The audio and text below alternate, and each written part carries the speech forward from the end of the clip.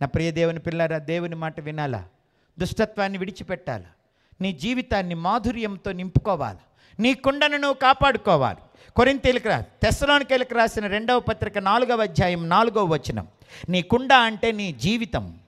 కాపాడుకో కొద్ది కాలం బాగా, అప్పుడు నిత్యత్వంలో నెమ్మదిగా బ్రతుకుతావు, దేవునితో బ్రతుకుతావు. కాపాడుకోకపోతే ముక్కలు చెక్కలైపోయి నిత్య నరకంలో నీ ఆత్మ యాతన పడుతుంది. తెస్సలోనికీయులకు రాసిన 1వ పత్రిక 4వ అధ్యాయం 4వ వచనం. మీలో ప్రతివాడును దేవుని ఎరుగని అన్యజనుల వలె కామాభిలాష యందు కాక పరిశుద్ధత యందును ఘనత యందును తన తన ఘటమును ఎట్లు కాపాడుకొనవలెనో అది ఎరిగి ఉండుటయే దేవుని చిత్తం. ఈరోజు ఏమిటి మన పట్ల దేవుని ఉద్దేశం? సత్క్రియలను నువ్వు జరిగించాలి, దుష్క్రియలు జరగకుండా నీ ఘటమును నువ్వు కాపాడుకోవాలి. ఘటము అంటే తెలుసు కదా, కుండను గ్రాంధికంలో ఘటం అంటారు. ఈ ఘటమును నువ్వు కాపాడుకోవాలి, నిన్ను నువ్వే కాపాడుకోవాలి. నిన్ను నేను కాపాడుతానా, నన్ను నువ్వు కాపాడుతావా? ఎంతకాలం ఎవరు మనతో ఉంటారు? అమ్మా నాన్న ఎంతకాలం ఉంటారు? భార్యాభర్త ఎంతకాలం ఉంటారు? అన్నదమ్ముళ్ళు, టీచర్లు, పాస్టర్లు నిన్ను ఎంతకాలం ఉంటారు? నిన్నెంతకాలం కాపాడుతారు?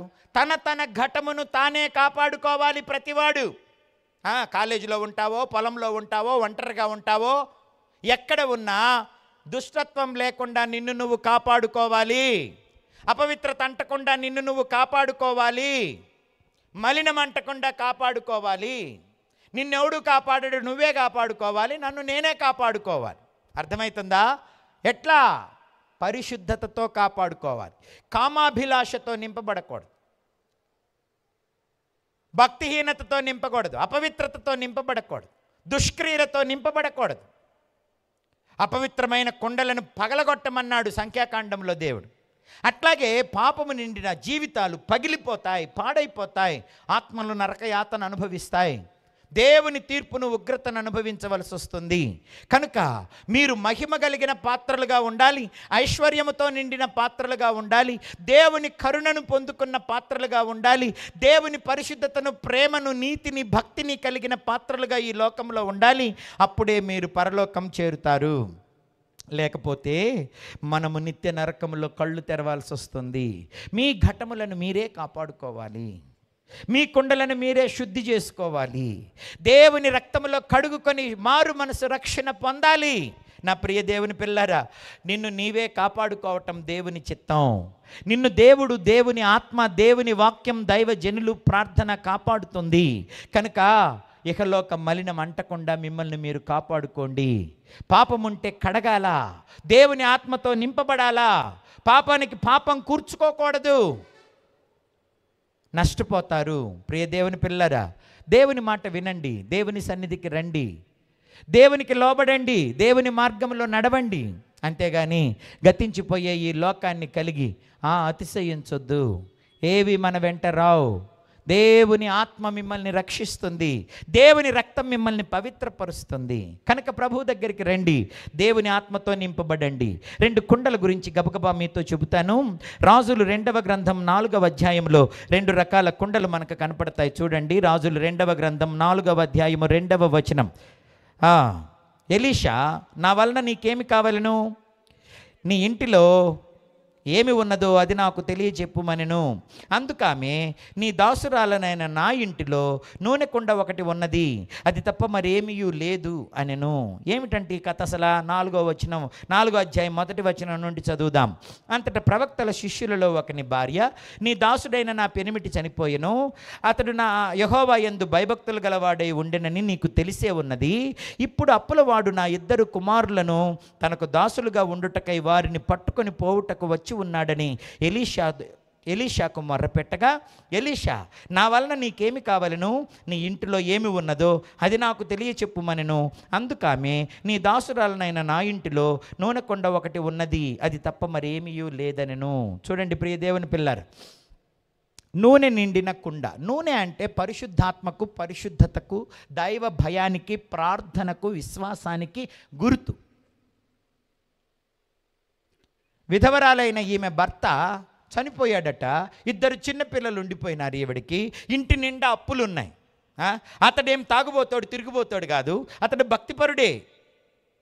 ఎలీషా దగ్గరికి వెళ్ళి, నా భర్త భక్తి కలిగిన వాడని నీకు తెలుసు, కానీ ఆయన చనిపోయాడు, ఇప్పుడు అప్పుడోళ్ళు వచ్చి నా 2 కొడుకుల్ని తీసుకెళ్ళిపోవాలనుకుంటున్నారు అని అంటే, ఎలీషా నీ దగ్గర ఏముందన్నాడు. ఆమె ఎందుకు వచ్చింది? అప్పులోలు పట్టకపోవడానికి వచ్చారని చెప్పడానికి వస్తే నీ ఇంట్లో ఏముంది అని అడిగాడు. ఎలీషా దగ్గర ఏమి లేదా? ఏమీ లేదు. ఆయన దగ్గర ఏమైనా డబ్బు కట్టలు ఉన్నాయని వచ్చిందా? కాదు.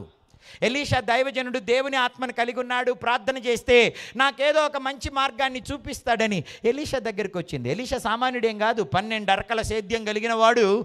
అరకలను వదిలేసేసి, పొలాలను వదిలేసి, తల్లిదండ్రులను వదిలి, వ్యాపారం పంట అంతా వదిలి దేవుని సేవ చేయడానికి వచ్చాడు.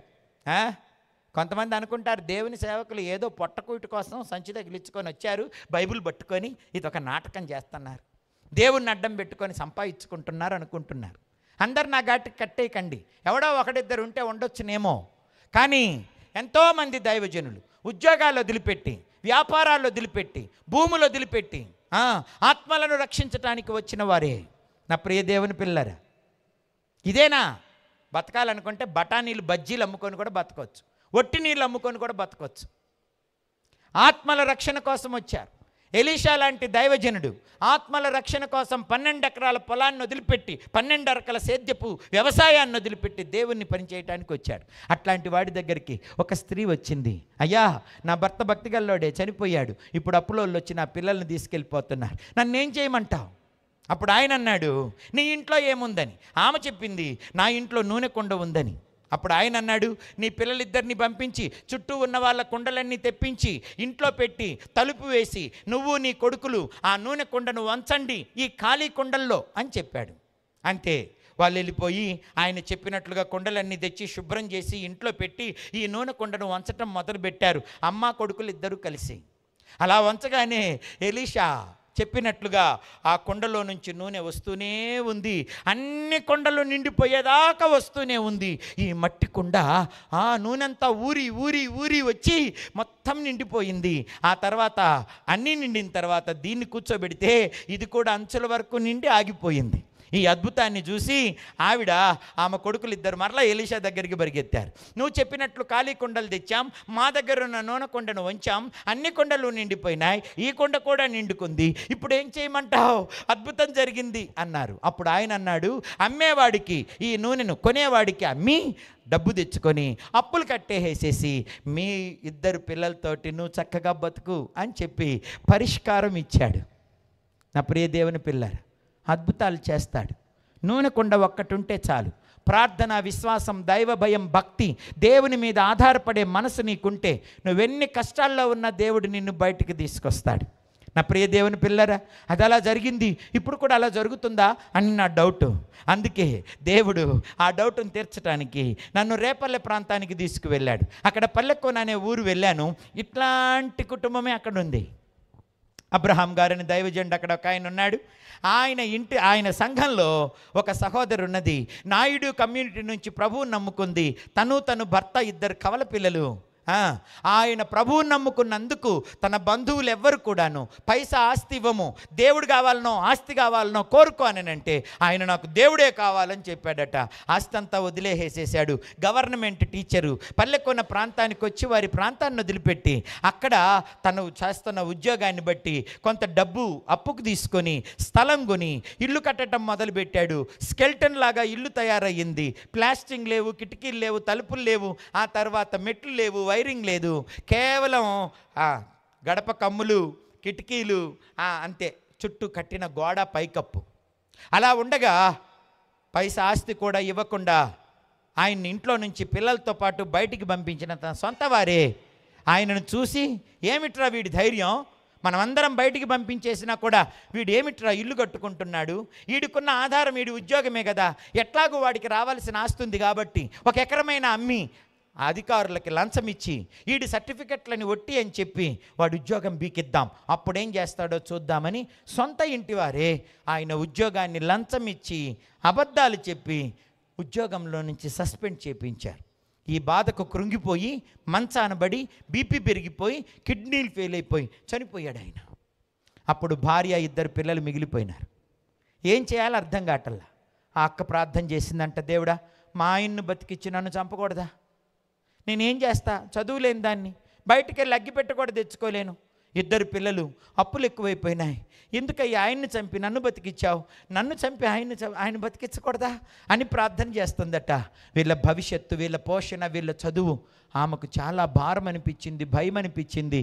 అట్లాంటి పరిస్థితుల్లో ఏం చేయాలని భర్తను పాతిపెట్టి వచ్చిన తర్వాత మోకరించి ప్రార్థన చేస్తూ ఉంటే ఆ వెనకనే తెనాలిలో క్రైస్తవ సత్య గ్రంథశాల అనే దాన్ని నడుపుతున్న యోహాన్ గారు ఉన్నారు.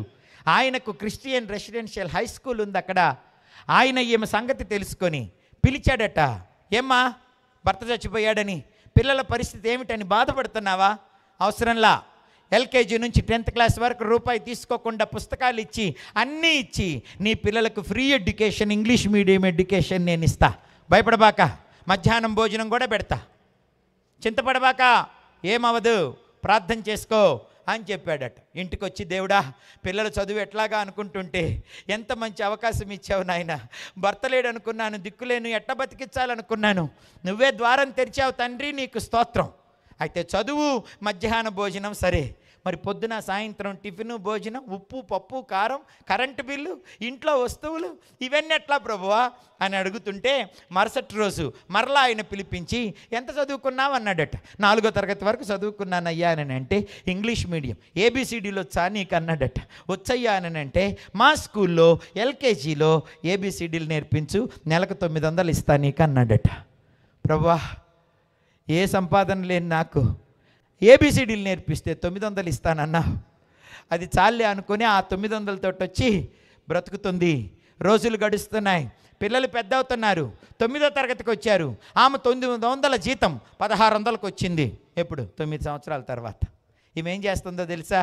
వాళ్ళకి పెట్టి ఈమె పస్తులు ఉంటుంది, వాళ్ళకు మాత్రం అన్ని అక్కర్లు తీరుస్తుంది. ఆ ఉన్న డబ్బు కొంచెం మిగిలిచ్చి, ఇదివరకు బస్టాండ్ల దగ్గర 1 రూపాయి కాయిన్ వేసి మాట్లాడే ఫోన్లు ఉండాయే, అట్లాంటివి ఒక 4 కొని 1 రూపాయి వేస్తే 60 పైసలేమో గవర్నమెంట్కి కడితే 40 పైసలు వీళ్ళకు ఉంటుందట. అట్లాగా 4 డబ్బాల మీద వచ్చిన 40 పైసలు పెట్టుకుంటూ కుటుంబాన్ని మెల్లమెల్లగా పైకి తెచ్చుకుంటోంది. దైవజనుడు అబ్రహాం గారి దగ్గరికి వెళ్ళి అక్కడ వాక్యం వింటూ పిల్లలకు కూడా వాక్యం నేర్పిస్తూ ప్రార్థన చేసుకుంటోంది. ప్రభువు మీద ఆధారపడింది. ఆయన్నే నానా అని పిలుస్తూ ఉంది. ఈ పిల్లలు ఆయన్నే తాత అని పిలుస్తారు. ఆ పరిశుద్ధుల సహవాసంలో దేవుని మీద ఆధారపడుతూ ప్రార్థన చేసుకుంటూ పిల్లల్ని చక్కగా పెంచుకుంటోంది.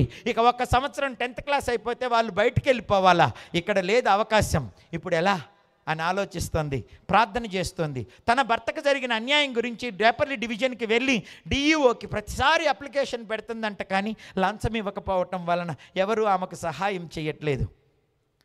వాళ్ళు 9వ తరగతి పరీక్షలు రాసిన సమ్మర్లో నేను ఆ ఊరు వెళ్ళాను.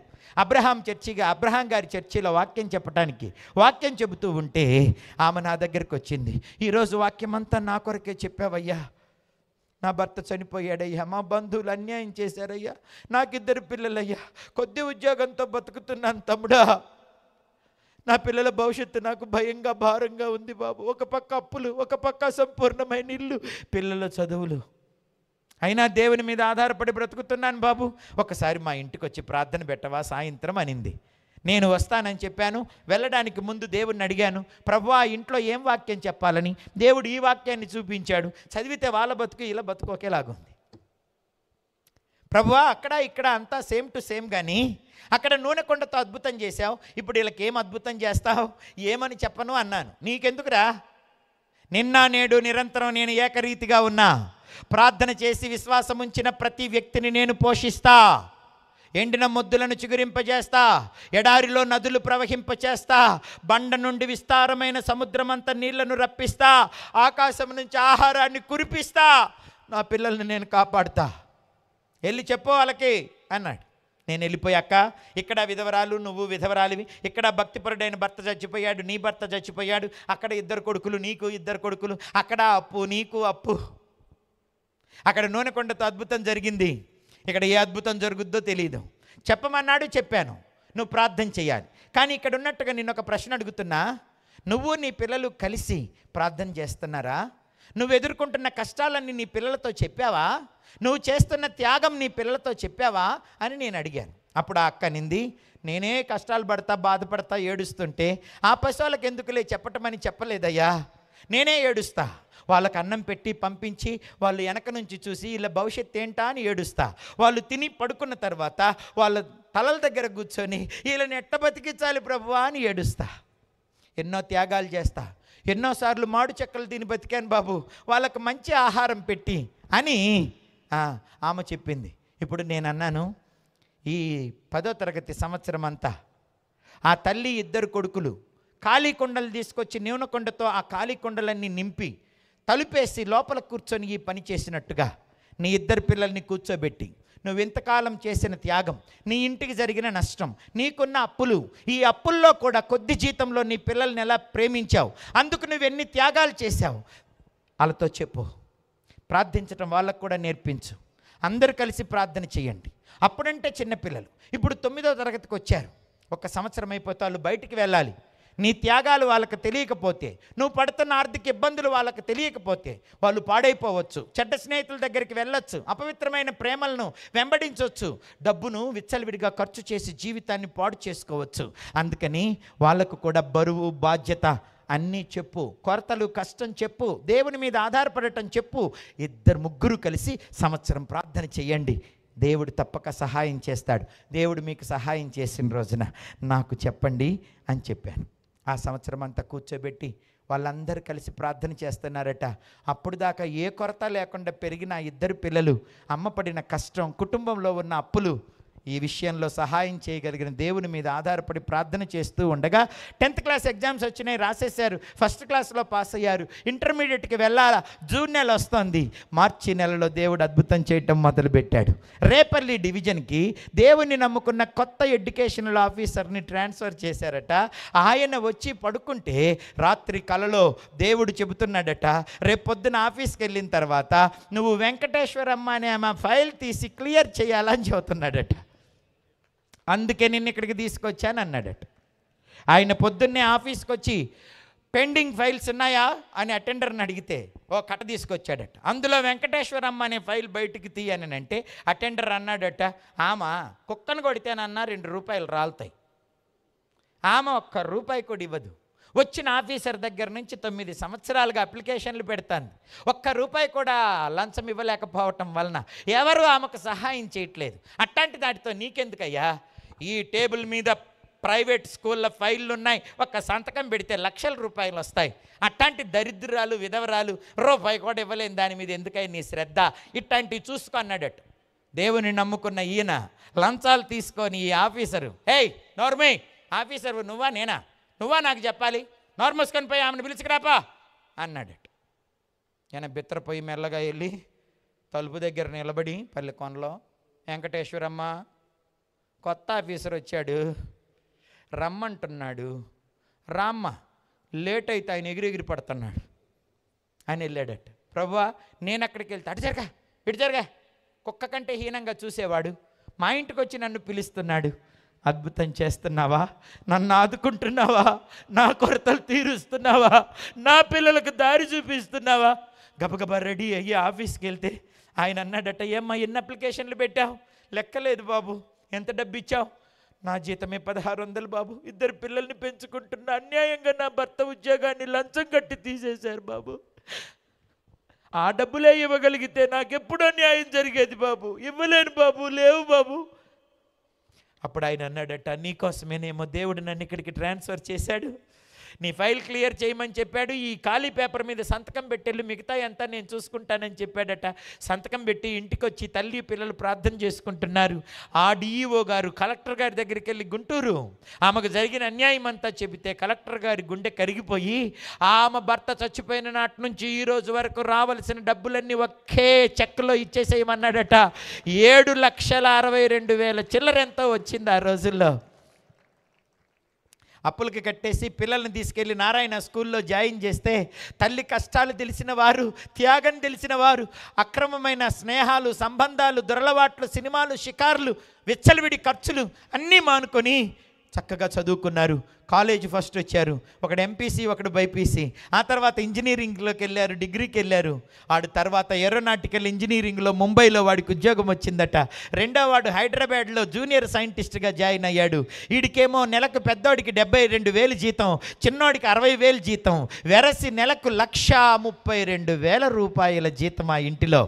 ఈ ఆఫీసర్ ఊరుకోలా, మరలా కలెక్టర్ దగ్గరికి వెళ్ళి భర్త చచ్చిపోయాడు కనుక కంపాషన్ ప్రాజెక్ట్ కింద ఇంటిలో పోషణ కోసం ఆమెకు ఉద్యోగం ఇవ్వాలని అడిగితే ఆమెకు 4th గ్రేడ్ ఎంప్లాయీగా గుంటూరు కలెక్టరేట్ ఆఫీసులో ఈమెకు ఉద్యోగం. చదివింది 4వ తరగతి.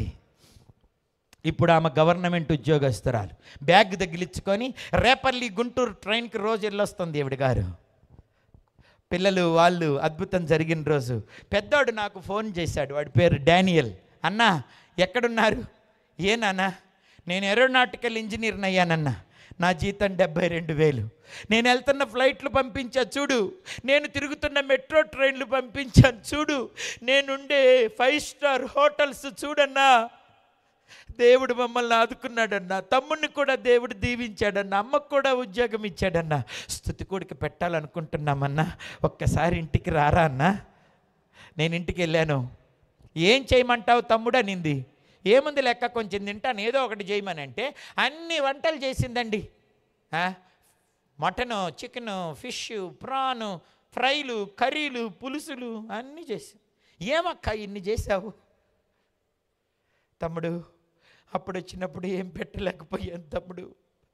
ఇప్పుడు దేవుడు నన్ను, నా పిల్లల్ని ఆదుకున్నాడు తమ్ముడు. అన్నీ తినకపోయినా తలా ఒకటి తిని తమ్ముడు, ప్రతి పాత్రలో అంతంత తిని తమ్ముడు. దేవుడు సమృద్ధినిచ్చాడు తమ్ముడు, వదిలిపెట్టలేదు తమ్ముడు. దేవుడు నా పిల్లల్ని గొప్ప చేశాడు తమ్ముడు. అయిన వారందరూ వదిలేశారు తమ్ముడు. అప్పుల బాధలో ఉన్నాను తమ్ముడు. ఎన్నో ఆకలి రాత్రులు గడిపాను తమ్ముడు. చేసిన ప్రార్థన దేవుడు ఆలకించి మమ్మల్ని సమృద్ధితో నింపాడు తమ్ముడు. దేవుడు మమ్మల్ని మర్చిపోలేదు తమ్ముడు. నూనె నిండిన కుండలకు దేవుడు తప్పక అద్భుతమే చేస్తాడు. మీ కుటుంబాలను అడుగుతున్నా, మీ పిల్లలను అడుగుతున్నా, మీ భర్త భార్యల గురించి అడుగుతున్నా, మీలో నూనె నిండి ఉందా? పరిశుద్ధాత్ముడు ఉన్నాడా? ప్రార్థన ఉందా? విశ్వాసం ఉందా? ప్రేమ ఉందా? భక్తి ఉందా? దేవుని మీద ఆధారపడే విశ్వాసం ఉందా? ఎవరు లేకపోయినా, ఏమీ లేకపోయినా దేవుడు నిన్ను గొప్ప చేస్తాడు. నీ పిల్లలను అందరం ఎక్కిస్తాడు. పిల్లలు ఫోన్లు చేస్తారు, అక్కనింది అయ్యా వాళ్ళ పెళ్ళిళ్ళకు కూడా నువ్వే రావాలి బాబు. వస్తానక్క, తప్పకుండా వస్తా. దేవుడు వదిలిపెడతాడా? నూనె నిండిన కుండలను దేవుడు ఎప్పుడు వదిలిపెట్టడు. నీ ఇంట్లో నూనె నిండిన కుండలేనా? ఒకళ్ళు భక్తి చేస్తే మిగతా వాళ్ళందరూ భక్తిహీనులై ఉన్నారా? ఒకళ్ళు ప్రార్థనకు వస్తే మిగతా వాళ్ళు బలాదూరుగా తిరుగుతున్నారా? పిల్లలు, తల్లిదండ్రులు కలిసి ప్రార్థన చేయగలుగుతున్నారా? దేవుని మీద ఆధారపడగలిగినారా? మీ ఘటాలను కాపాడుకున్నారా? పరిశుద్ధత, ఘనత ఉందా? అవమానాలు, అపజయాలతో ఉన్నారా? మరొక కొండ ఇక్కడే కనపడుతుంది. రాజులు 2వ గ్రంథం 4వ అధ్యాయం 40వ వచనం చూస్తే అక్కడ కూడా ఒక కొండ కనపడుతుంది. చూడండి. తినుటకు వారు వడ్డింపగా ప్రవక్తల శిష్యులు రుచి చూచి, దైవజనుడా, కొండలో విషమున్నదని కేకలు వేసి దానిని తినక మానిరి. ఏం జరిగిందట? 38వ వచనం. ఎలీషా గిల్గాలునకు తిరిగి రాగా ఆ దేశమందు క్షామం కలిగి ఉండెను. ప్రవక్తల శిష్యులు అతని సమక్షమున కూర్చుండి ఉండగా అతడు తన పనివారిని పిలిచి పెద్ద కొండ పొయ్యి మీద పెట్టి ప్రవక్తల శిష్యులకు కూర వంట చేయుమని సెలవిచ్చెను. అయితే ఒకడు కూరాకులు ఏరుటకు పొలంలోనికి పోయి వెర్రి ద్రాక్ష చెట్టును చూచి దాని గుణమెరగక దాని తీగలు తెంచి ఒడి నిండా కోసుకొని వచ్చి దానిని తరిగి కూరకుండలో వేసెను. తినుటకు వారు వడ్డింపగా ప్రవక్త శిష్యులు రుచి చూచి, దైవజనుడు ఆ కొండలో విషమున్నదని కేకలు వేసి తినక మానారట. ఒకటేమో నూనె కుండ, అద్భుతం జరిగింది, ఆశీర్వాదాలు అనుభవించినారు. ఇక్కడేమో విషపు కుండ, ఆ కుండలో విషం ఉంది, అందరూ తింటే చచ్చి ఊరుకుంటారు. ఎందుకు జరిగింది? ఎప్పుడు జరిగింది? ఎక్కడ జరిగింది? గిల్గాలులో కరువు వచ్చినప్పుడు జరిగింది. చాలామందికి మన ఊర్లలో, మన పరిస్థితుల్లో, మన కుటుంబాలలో కరువులు ఏర్పడుతున్నాయి. ఏం కరువులు? ఆర్థికమైన కరువులు, ప్రేమ కరువు, మనశ్శాంతి కరువు ఏర్పడచ్చు. ఏ కరువులున్నా సరే ఏం చేయాలి? నువ్వు దేవుని సన్నిధికి చేరాలి, మంచి ద్రాక్షను ఆశ్రయించాలి. ఎవరు మంచి ద్రాక్ష? దేవుడే మంచి ద్రాక్ష, సత్క్రియలే మంచి ద్రాక్ష, సత్ప్రవర్తనే మంచి ద్రాక్ష. కరువు వచ్చిందని వెర్రి ద్రాక్ష దగ్గరికి వెళ్ళకూడదు. ద్రాక్షను పోలే ఉంటుంది వెర్రి ద్రాక్ష. ఒకసారి సమ్మర్లో మా ఇంటికి వెళ్ళాను.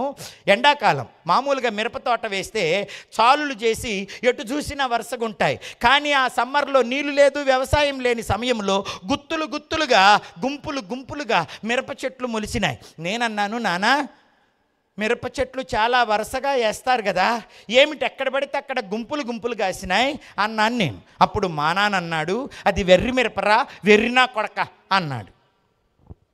అది వెర్రి మిరపరా వెర్రినా కొడక అన్నాడు.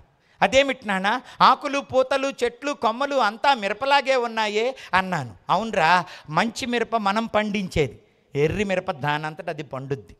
వెర్రి దొండలుంటాయి, వెర్రి ద్రాక్షలు ఉంటాయి, వాటి ఫలాలు చేదు, వాటిని తింటే ప్రాణం పోతుంది.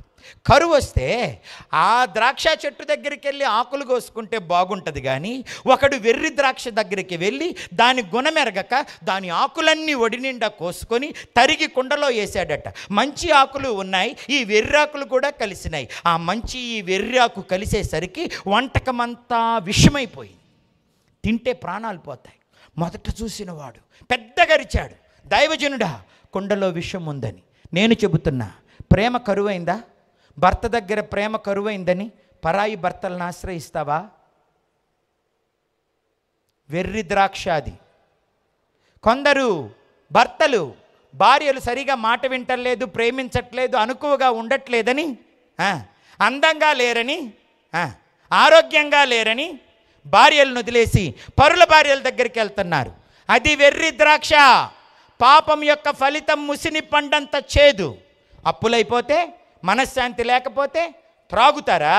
ఒక ఆయన వచ్చాడు నా దగ్గరికి, అప్పులు ఎక్కువైపోయినాయండి, మనశ్శాంతి లేక తాగుతున్నానండి అన్నాడు. ఎంతకాలమైంది అప్పులయ్యా అన్నాను. అప్పులై 4 సంవత్సరాలు. నువ్వు తాగటం మొదలుపెట్టి ఎంతకాలం? 2 సంవత్సరాలు. అప్పులు తీరినాయా అన్నాను. లేదు, ఇంకా ఎక్కువైపోయినాయి అప్పులు అన్నాడు. కష్టపడి పని చేసుకుంటే నువ్వు నీ పిల్లలు అప్పులు తీర్చుకోవచ్చు, కానీ అప్పులు ఎక్కువైపోయినాయని, మనశ్శాంతి లేదని త్రాగితే ఆరోగ్యం కూడా పాడైపోతుంది కదా, ఇంకా అప్పులు ఎక్కువైపోతాయి కదా. ఆ వెర్రితనం ఏమిటయ్యా నీకు అన్నాను. ఇప్పుడు నన్ను ఏం చేయమంటావు అన్నాడు. ఆ త్రాగుడు మాని అప్పులు తీర్చుకోవటానికి కష్టపడి పని చేయి. స్నేహం కోసం తాగుబోతుల దగ్గరికి, రౌడీల దగ్గరికి, విచారుల దగ్గరికి, జోదగాళ్ళ దగ్గరికి వెళ్తున్నావా?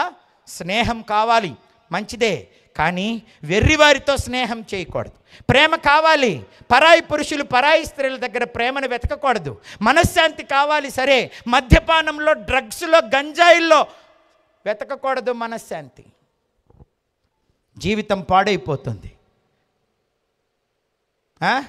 సంతోషం కావాలి అని అంటే అక్రమ సంబంధాలలో వెతకకూడదు, సినిమాలలో, షికార్లలో వెతకకూడదు, అపవిత్రమైన ప్రేమలలో, రహస్య జీవితాలలో వెతకకూడదు. అది వెర్రి ద్రాక్ష. జీవితం పాడైపోతుంది. అలా జీవితాలు పాడైపోయిన వారు ఎందరో అక్రమ సంబంధాలతో, జారత్వంతో, అక్రమ లైంగిక సంబంధాలతో, మత్తు పదార్థాలతో, అన్యాయపు సంపాదనతో, లంచాలతో, వడ్డీలతో, జూదాలతో జీవితాన్ని నాశనం చేసుకున్న వారెందరో. నా ప్రియ దేవుని పిల్లలారా, అన్నీ చెబితే తెల్లారిపోద్ది, ఇప్పటికే టైం అయిపోతుంది. నా ప్రియ దేవుని పిల్లలారా, ఏమి ఆశ్రయిస్తున్నావు? ఎవరిని ఆశ్రయిస్తున్నావు? నరహత్యలను, దొంగతనాలను, వ్యభిచారాలను, రౌడీయిజాలను నేర్పించే సినిమాలను, సీరియళ్లను సరదాల కోసం ఆశ్రయిస్తున్నావా? ఇంటిలో ప్రేమ కరువైతే పరాయి వాళ్ళ దగ్గర ప్రేమను వెతుకుతున్నావా? అనుకోకుండా అప్పులై మనశ్శాంతి లేకపోతే మద్యపానంలో నెమ్మదిని వెతుకుతున్నావా? ఒక్కడు చేసిన నష్టానికి కూర మొత్తం చెడిపోయింది, కూర విషమైంది. కొన్నిసార్లు కొన్ని ఇళ్లల్లో భర్తలు చేసే తప్పుడు పనులకు భార్య పిల్లలు నాశనమైపోతున్నారు. కొన్నిసార్లు కొన్ని ఇళ్లల్లో స్త్రీలు తీసుకునే తప్పుడు నిర్ణయాలకి కుటుంబాలే కూలి నాశనమైపోతున్నాయి. పిల్లలు చేసే పనులకి తల్లిదండ్రులు ఆత్మహత్యలు చేసుకోవాల్సి వస్తుంది, గుండాకి చచ్చిపోతున్నారు. నా ప్రియ దేవుని పిల్లలారా, మనం ఒకరినొకరం బతికించుకోవాలి, బాగు చేసుకోవాలి. నాశనం చేసుకోకూడదు. కరువులు వస్తాయి.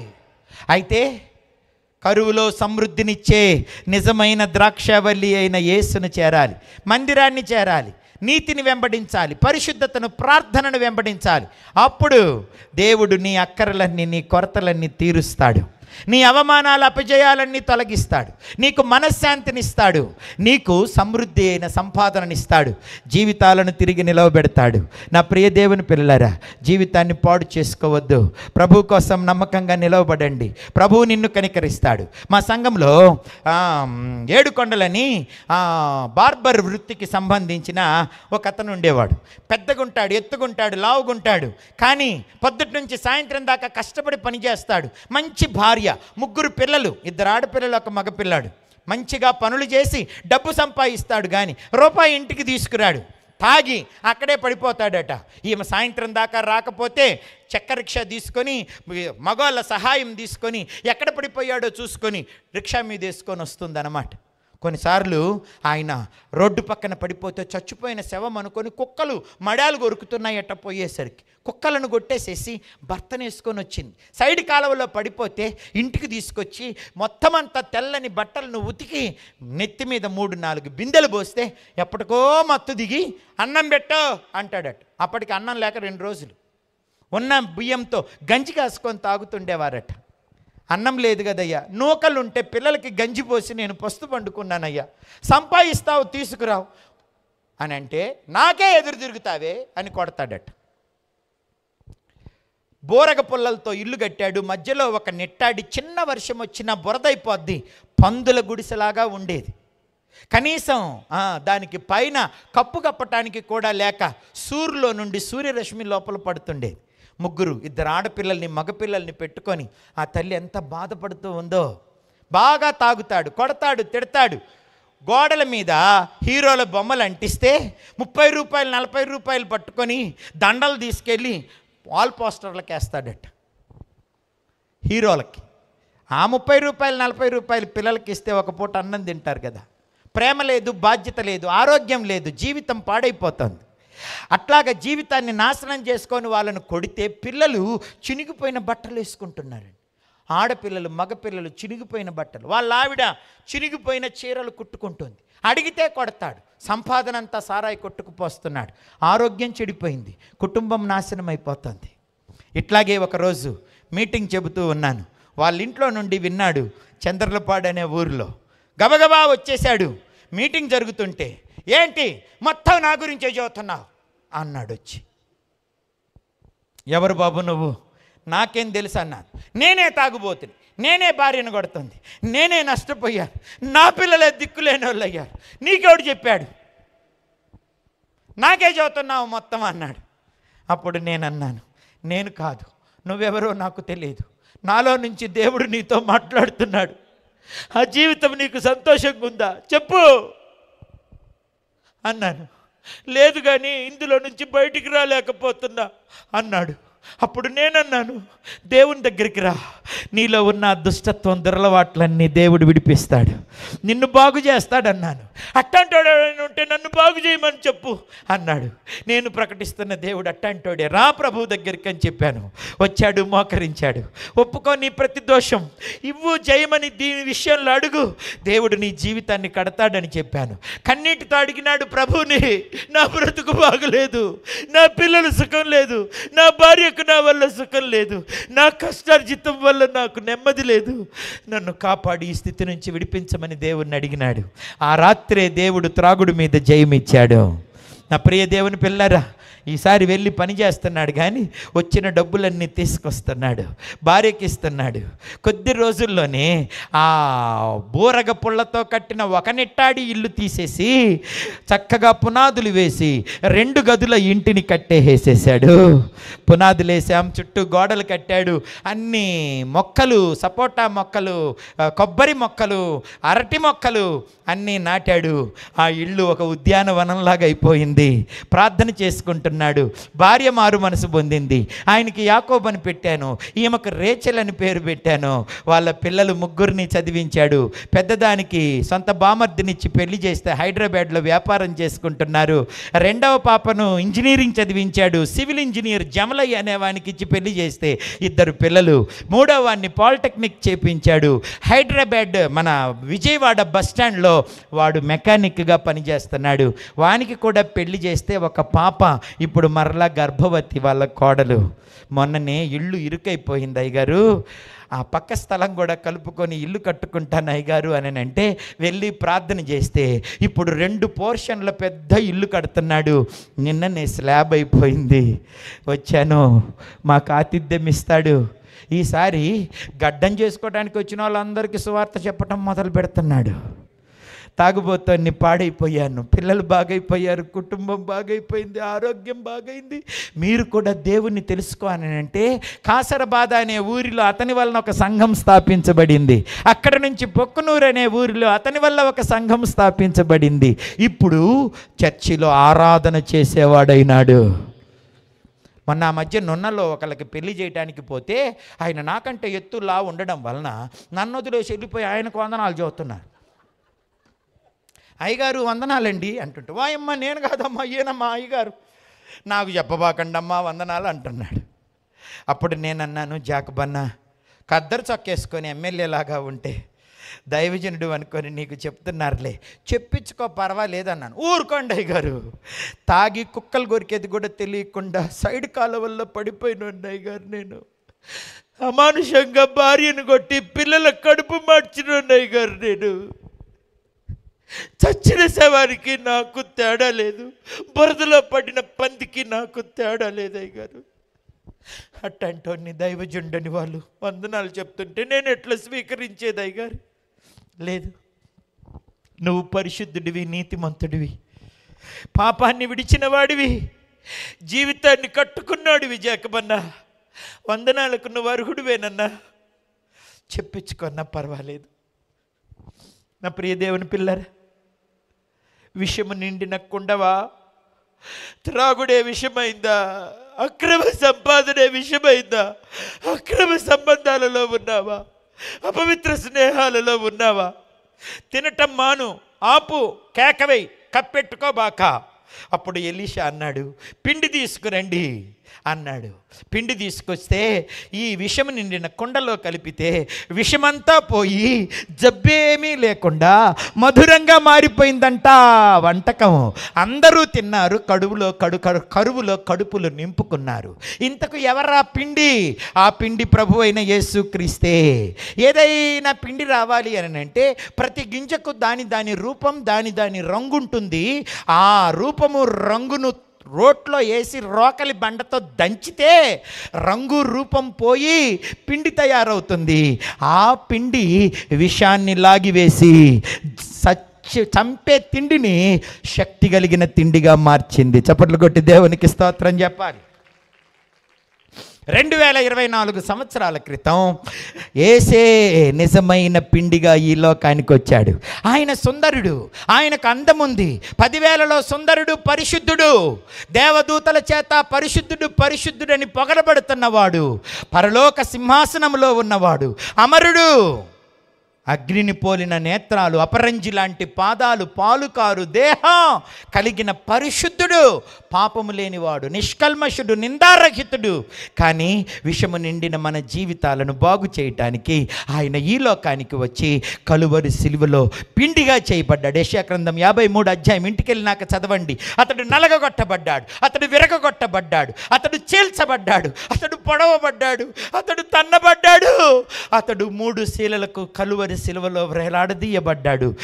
గింజలను నలిపితే పిండి వస్తుంది, యేసు శరీరాన్ని నలిపితే రక్తం వచ్చింది. ఆ రక్తములోనే పాప క్షమాపణ ఉన్నది. యేసు రక్తాన్ని ఆశ్రయించిన వారు ఎంత విషాన్ని వండుకున్నా యేసు రక్తముతో నువ్వు కడగబడితే ఆ విషమంతా మధురంగా మారిపోతుంది. నా జీవితంలో పిండిగా మార్చబడిన యేసు కలపబడినప్పుడు నా దోషాలు కలిగిపోయినాయి, నా పాపం, నా శాపం తొలగిపోయింది.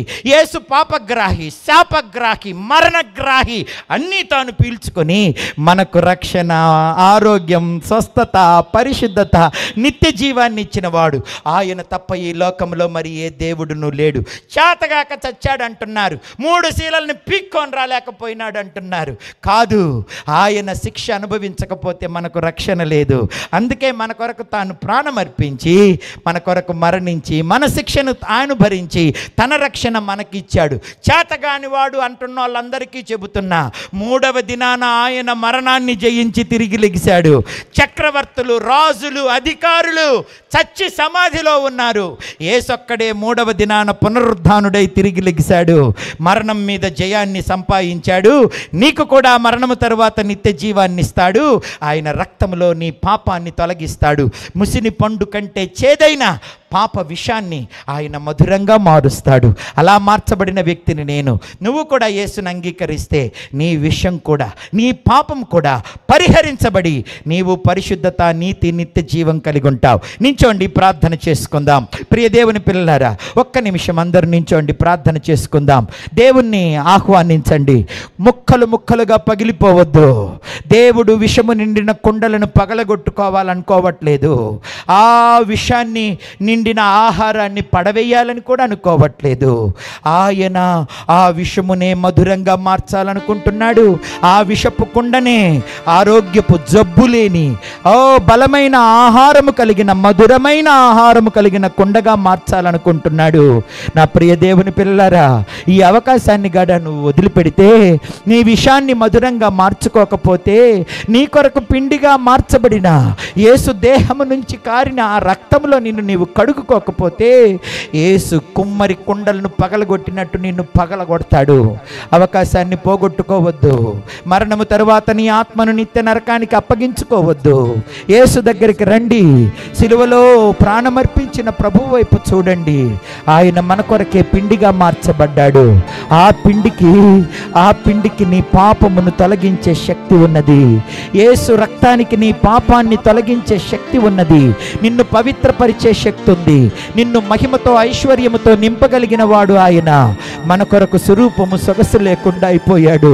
చూడనొల్లని వాడయ్యాడు, వ్యాధిగ్రస్తుడయ్యాడు, వ్యసనాక్రాంతుడయ్యాడు.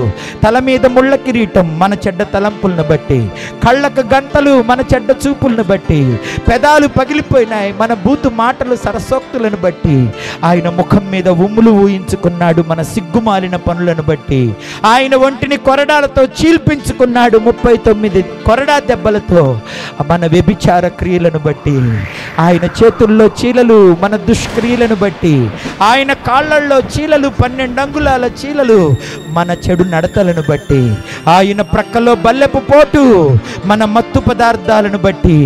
లోపట వెలుపట నీ అవయవాలన్నీ పాపమనే విషముతో పాడైపోతే వాటిని బాగు చేయటం కొరకు యేసు తన పరిశుద్ధ రక్తాన్ని చిందించాడు.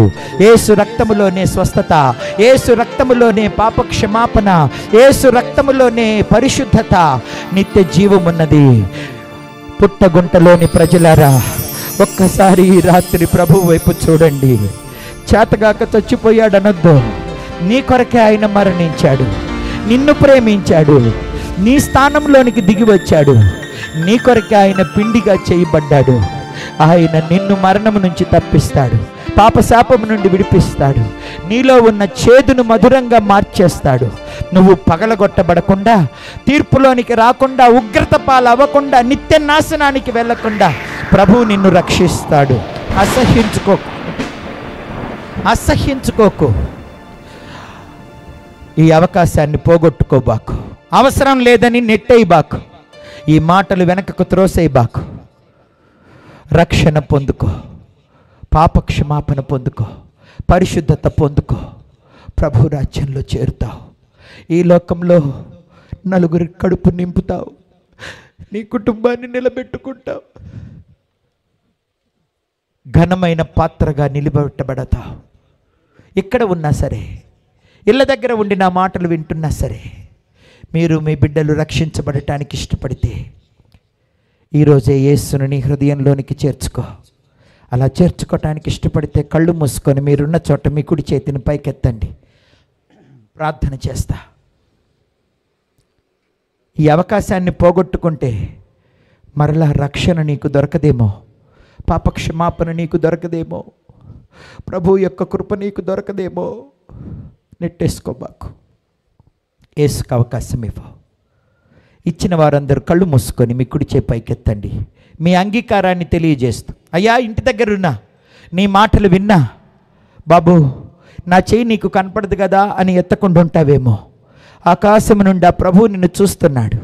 మరణాన్ని జయించిన పునరుద్ధానుడు, మనల్ని అందరినీ సృష్టించిన సృష్టికర్త, మరణము తర్వాత మన ఆత్మలను నరకాన్ని నుంచి విడిపించగలిగిన వాడు, మన పాపమును క్షమించగలిగిన వాడు, మన జీవితాలను, కుటుంబాలను, బిడ్డలను మధురంగా మార్చగలిగిన వాడు, దేవుని ఆత్మ అనే నూనెతో నిన్ను నింపగలిగిన వాడు. యేసు నిన్ను చూస్తున్నాడు. ఆయన చూస్తున్నాడన్న విశ్వాసంతో నీ కుడి చేయి పైకెత్తు. ఆకాశమందున్న దేవుడు నీ దగ్గరికి వచ్చి నీ చేయి పట్టుకుంటాడు, నిన్ను శుద్ధి చేస్తాడు, తన రక్తంతో నిన్ను కడుగుతాడు, నిన్ను వదిలిపెట్టాడు. ఈ అవకాశం పోగొట్టుకోబాకు. ప్రార్థన చేస్తాను. ప్రేమ కలిగిన తండ్రి యేసయ్య, పిల్లలు, యవనులు, పెద్దలు, వృద్ధులు, స్త్రీలు, పురుషులు ఎంతమంది తమ చెయ్యెత్తి నీకు చూపిస్తున్నారో వారందరి చేతులు పట్టుకో తండ్రి. ఈ పుట్టగుంటలో ప్రభువా ఇళ్ళ దగ్గర ఉండి నీ మాటలు వింటూ, నీ సత్యాన్ని గ్రహించి, నీ కలువరి శిలువ శ్రమ యొక్క ఉద్దేశాన్ని అర్థం చేసుకొని, మాలో వండుకున్న పాపాన్ని పరిహరించుకోవటానికి నీ పరిశుద్ధ రక్తాన్ని ఎంతమంది ఆశ్రయిస్తున్నారో వారందరి హృదయాలను శుద్ధి చేసి, రక్షణ భాగ్యమిచ్చి, ఈ లోకంలో వారిని నీ మహిమతో నింపి నడిపించి, ఈ శరీరాలను లోకాన్ని విడిచిన తరువాత వారి ఆత్మలు నిత్య నరకం నుంచి తప్పించబడి నిత్య జీవంలో యుగయుగాలు నీతో జీవించున్నట్లు, మహిమ, ఘనత, అక్షయతను పొందినట్లు వారి జీవితాలను నీ రక్తంతో కడిగి శుద్ధి చేసి, నీ మందిరానికి చేర్చి, నీ మార్గములో నడిపించి, నీ సత్క్రియలను వారికి నేర్పించి, వారిని, వారి కుటుంబాలను దీవించి వర్ధిల్ల చేయుమని, వారిని, వారి సంతానాన్ని ప్రభువా నువ్వు దీవించి నడిపించుమని యేసు నామాన వేడుకొని ప్రార్థిస్తున్నాను తండ్రి. ఆమేన్.